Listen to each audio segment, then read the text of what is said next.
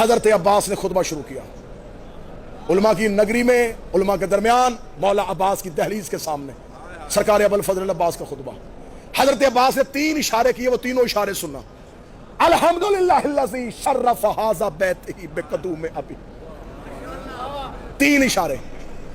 تعریف اس اللہ کی جس نے اس گھر کو اس کے باپ کے قدموں کی وجہ سے عزت دی۔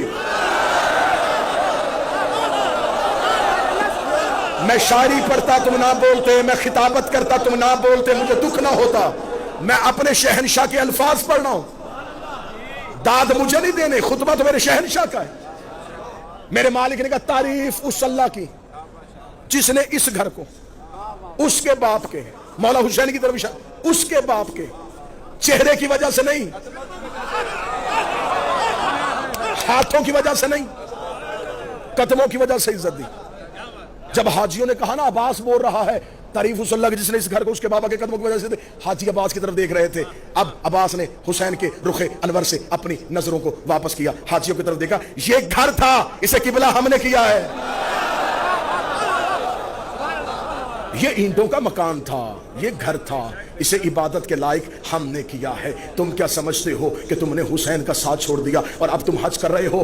باب الحوائج ابوالفضل عباس کی دہلیز کے سامنے ایک نوکر بن کے بول رہا ہوں، اور مجھے پتا بھی ہے کہ اس کا جلال الہی جلال ہے۔ اس شہنشاہ کے روبرو میں کسی بارگاہ میں نہیں، کسی گوڑ دیہات شہر میں نہیں، مولا شہنشاہ کے صحن میں کھڑا ہو کے پڑھ رہا ہوں۔ حضرت عباس نے یوں حاجیوں کی طرف دیکھا، ایھا الکافرۃ والفاجرہ، اے کافرو،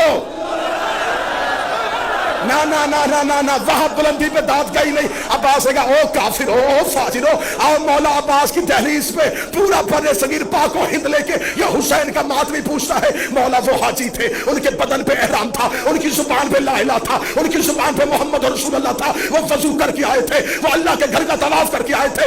آپ نے کعبہ کی چھت میں کھڑے ہو کے انہیں کافر کیوں کہا؟ عباس نے کہا تمہیں عقیدہ دیا ہے جو حسین کو چھوڑ دے وہ کعبے میں بھی کافر ہوگا۔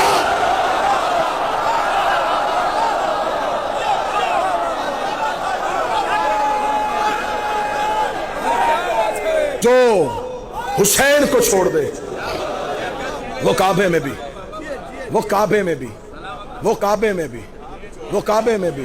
اب کوئی خوف نہیں، غازی کے روبرو پڑھ رہا ہوں۔ اب بغیر ڈر بغیر جھجک اگلا جملہ کہنے لگا ہوں۔ عباس نے کہا جو حسین کو چھوڑ دے وہ کعبے میں حج کی حالت میں بھی کافر ہوتا ہے۔ اس کا مطلب ہے جو حجت کو چھوڑ دے وہ کعبے کے قریب چلے یا محمد کے قریب مرے۔